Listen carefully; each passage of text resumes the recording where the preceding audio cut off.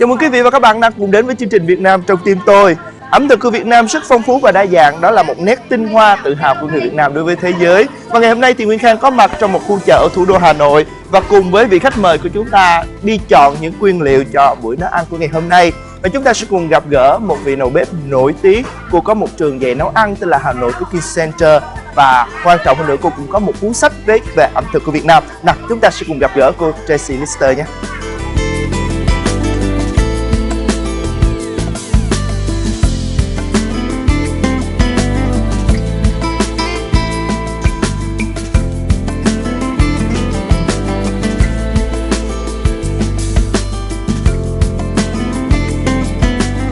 So every day before you teach them how to cook, you will take them to go to the market. Yeah.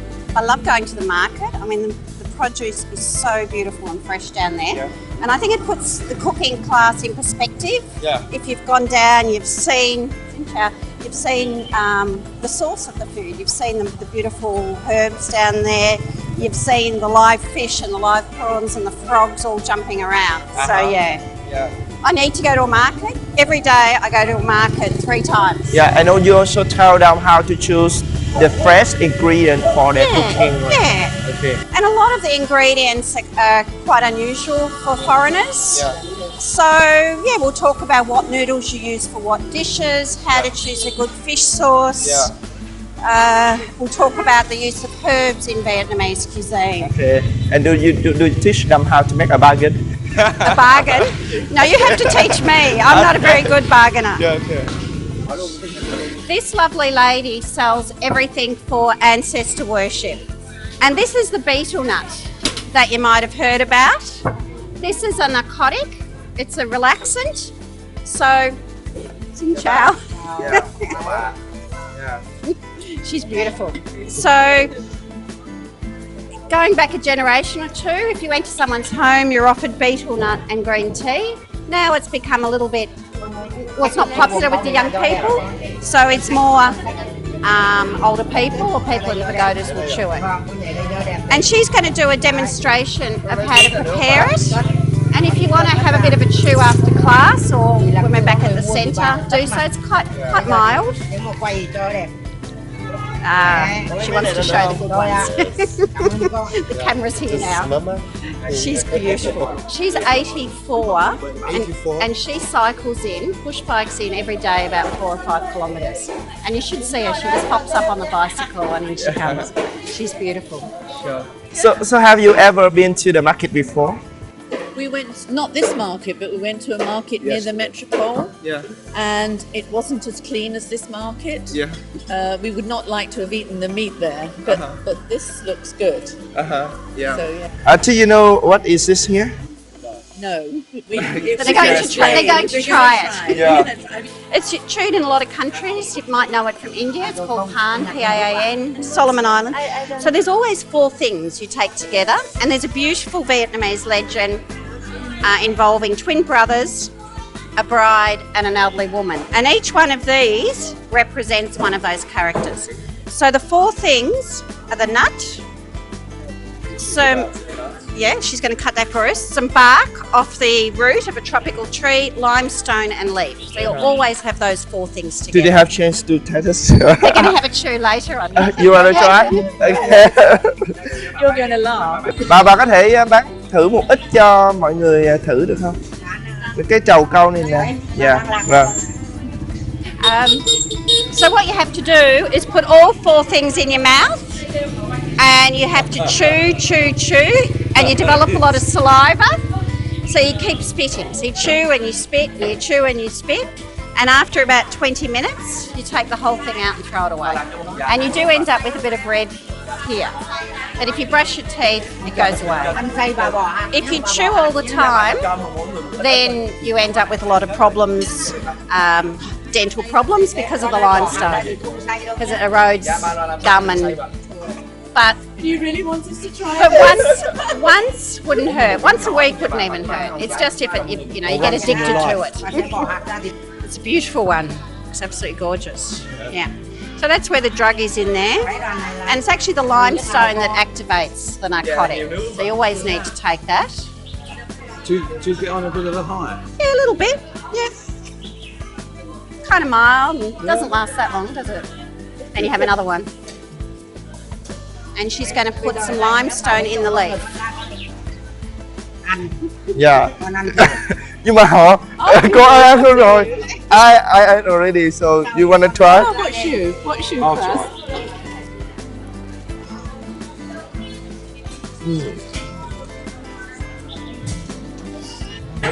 Cái này thật ra là đối với người Việt Nam thì rất là quen thuộc, nhưng mà đây là lần đầu tiên mà Khang ăn, cho nên là đối với người nước ngoài họ còn thích, họ còn cảm thấy lạ hơn nữa.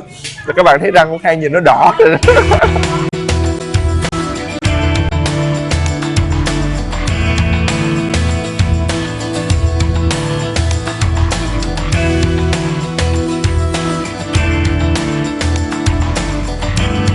So how do you feel about this cooking class? Very Very good. good. Very Good. good. Very good. Yeah. Yeah. How about you? Yeah. Do you feel interested in cooking class? Oh yes, yes. All our friends at home are waiting for us to get home, Yeah. so we can cook this So food that we for can- them. Yeah. How many food that they teach you? 2 dishes. Yeah. Can you name it? Pork. Spring Pork rolls. spring rolls Uh-huh. with fish Yeah. and pork stir fry Uh-huh. and omelets. Omelette and hộp vịt lộn And also. the eggs. And duck egg.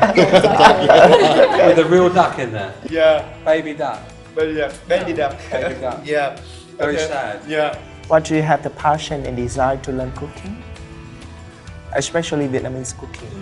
I mean, I always loved cooking, and my mother was a cake decorator. She used to do these beautiful, elaborate cakes for us for our birthdays and hand decorate Easter eggs. And I used to love sitting there as a child watching her. And I love the idea of bringing people together to share food. So it was always there in me. I always wanted to be a chef. And I began chefing when I was 20, and then I studied in Australia, and then I worked in Europe and the Middle East for a few years. And I hadn't done a lot of Asian cooking until I first came to Vietnam in 2000. And I had to learn everything new. So it's a very different way of cooking and preparing food.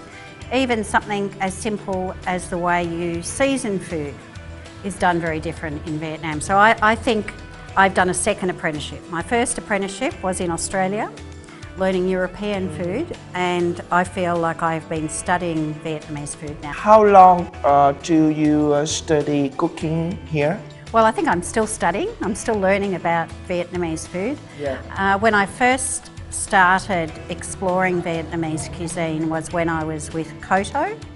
Koto is a training restaurant for street children, and it was my job to teach the students European cuisine, and I learnt about Vietnamese food from the Vietnamese chefs that worked at Koto, from the students at Koto going to their house or them coming to my house. We'd all cook together, we'd eat together, I'd be out on the street trying the food. So back in 2000, that's when I first started learning, but it's ongoing. I'm always learning. Yeah. So after you leave Koto, is this Hanoi Cooking Centers the place that coming from your ID nest? After I left Koto, I went back to Australia for a couple of years, and then I came back here in 2008. And I always had an idea of opening up a cooking school. People are very interested in Vietnamese cuisine worldwide at the moment.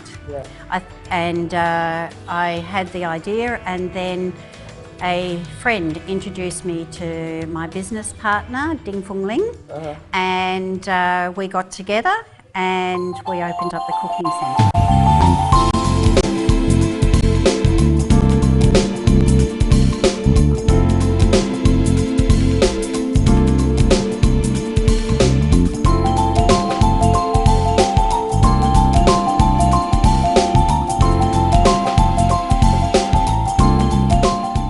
So what kinds of food that you teach them here when it's just only half day or maybe one day? Okay, I suppose our most popular class is food from Hanoi, and we do caramel pork, banana flour salad, a seafood spring roll, and a black sesame soup.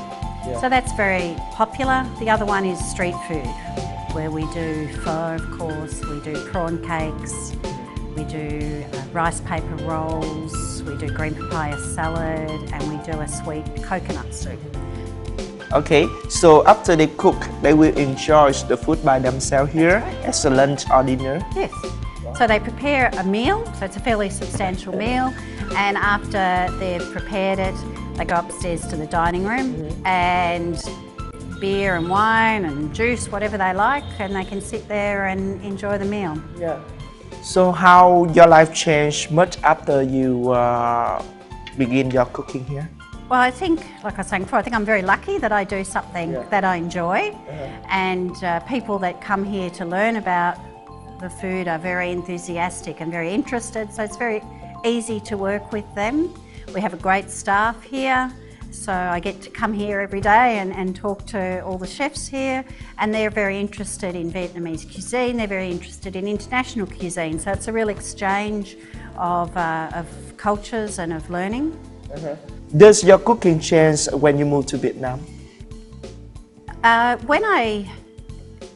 What's happened, I suppose, has been a long process. And I suppose like a lot of people, when they come to Vietnam, they know 4 or 5 dishes. You know, they've always heard of pho, they know spring rolls, they know bún chả. Since I've been here, it's just opened up this whole other cuisine, Vietnamese cuisine. I love getting into the provinces and seeing the food that's prepared there. I went into the Central Highlands recently, and people have said, oh, the food in the Central Highlands is not that good. I went there, it was fantastic. I had some amazing food there. So the sort of Vietnamese food that I'm preparing, I think, has grown quite substantially. I'm actually working on the 3rd book at the moment with my husband, Andreas. So we've had 2 books about Vietnamese cuisine that have come out already, and the 3rd one we're in the middle of wrapping that up, and that's got about 180 recipes. So we've done a lot of travel and a lot of research into Vietnamese cuisine this last year.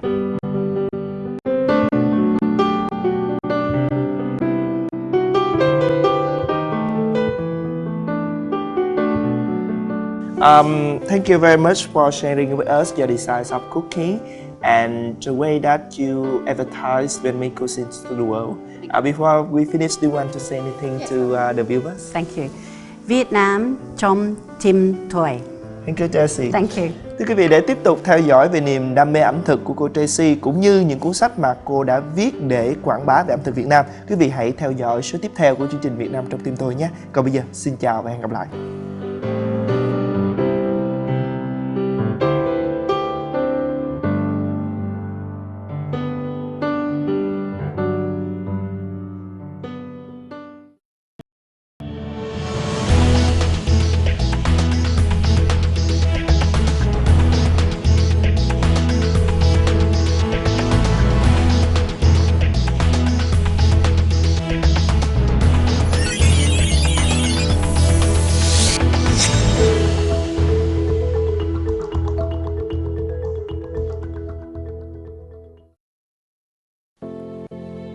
Chào mừng quý vị và các bạn đang cùng quay trở lại với chương trình Việt Nam trong tim tôi. Chúng ta sẽ tiếp tục cuộc trò chuyện cùng với cô Tracy Lister để tìm hiểu về niềm đam mê ẩm thực của cô ấy với Việt Nam nhé.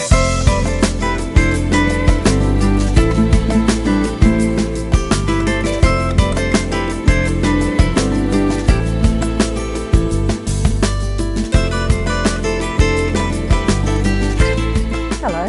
Hello, nice to meet you. Yeah, welcome. Nice to see you. Have Wow. a seat. Where did you find your passions about Vietnamese food? I think it started the very first day I arrived in Vietnam. When you come to Vietnam? I came the first time in the early 90s, and I went out with Andreas, who I'll introduce you to shortly. We went out, and I can remember we sat there and we had beer with ice and quail eggs and salt and pepper. and they were the freshest eggs, and the pepper had beautiful perfume and a lot of oil, and I was just blown away with something as simple as that, because I could tell the quality of the ingredients were very good quality. So that was when I was on holidays, and when I came back in 2000 I started researching and learning more about Vietnamese cuisine. And I just love, I think the best word to describe Vietnamese cuisine is elegant. It's a beautiful, elegant cuisine. It's quite sophisticated, but not overly worked. You know, Thai food, as nice as that is, so many ingredients together, where Vietnamese food can sometimes only be 4 or 5 ingredients per dish, but it's this beautiful balance of flavours. Yep. So when you started to study Vietnamese cuisine, is it hard to make it? Yes, it was. I mean, I made some big mistakes the first time.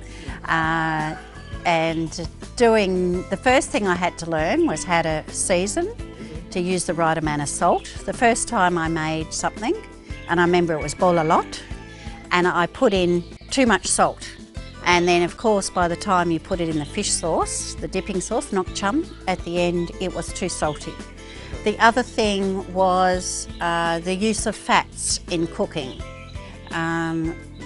Generally in the West we would trim a lot of the fat off, and we wouldn't have, particularly with the pork, we wouldn't have so much fat on the pork, but it's essential in Vietnamese cuisine and it's where the flavour is. Yeah. So yes, I had to start at the very beginning again, and like a lot of people when they make Westerners, when they make Vietnamese food for the first time, I think I made everything too big.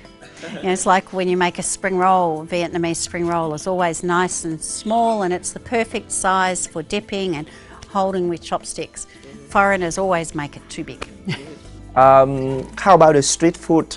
Have you ever traveled around Vietnam to test the street food? Yeah. I mean, I think street food's some of the best food in Vietnam. You go somewhere and the one person's been making that dish for 20 years, they have it absolutely correct. I love food from Hanoi, and I was always not sure about food from Saigon, and I went to Saigon recently to explore the street food. Fantastic. I loved the food in Saigon. I love the Vietnamese food everywhere. Yeah. But yeah, very different down there.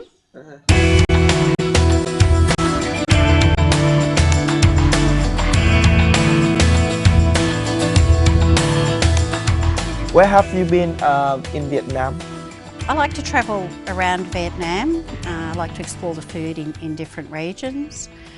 We're actually going to Bac Ha this weekend. Okay. Bac Ha. Bac Ha. Yeah.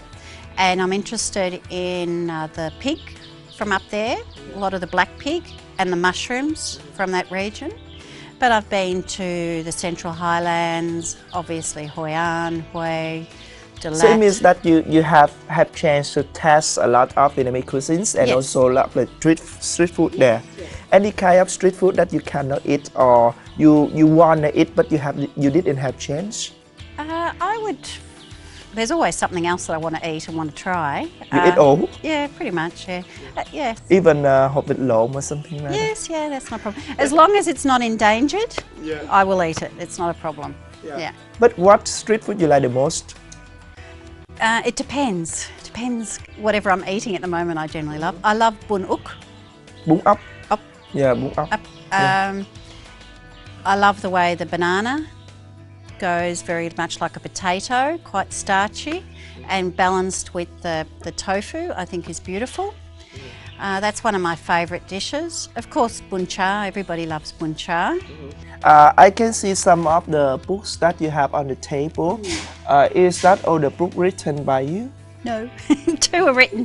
Andreas Paul, my husband, and I have put out these two books, Vietnamese Street Food and Kodo, A Culinary Journey. So they're out. Is that the first book? This was our first book. What is the difference between this book and the other books? This book has a lot more text in it. I should introduce you to my husband. Yeah. Shall I bring Andreas in? Yeah, Andreas, do you want? Hello, nice to meet Nice you. I'm meeting you. Kang. Yeah. Your husband's name is? Andreas. Andreas. Yeah. So this is our first book, and this came out in 2008. Yep. So you wrote this book? We write it together. So Tracy writes the recipes and tests the recipes and researches the recipes, of course, and I look at the background sections. For example, there's background about cuisine, the different areas. The Coda book is like a journey. So we start in the north, we start in Sapa, and we're going right down to the Mekong Delta. So every region has an introduction, what the cuisine is like. So look like we take people to travel with Vietnamese cuisine, right, from the north to the south. So what is this book for? It's just for introduce the Vietnamese cuisines to older people? Yeah, that book it explains how to put together a Vietnamese meal. And that's great for people cooking in the homes, where the second book is obviously more food from the street, but a lot of one bowl dishes. So any special Vietnamese street food here, one of you like the most? Any? My favorite, I'm very conservative in my taste. My favorite is really bún chả, but I do like the sandwiches, the banh mi's, and particularly the one with the fish patties. Yeah, which is now very popular in US, right? Yes, Yeah. definitely, yes. Yeah. And Germany. We went to Berlin in summer, and we found in a very nice looking restaurant, newly opened.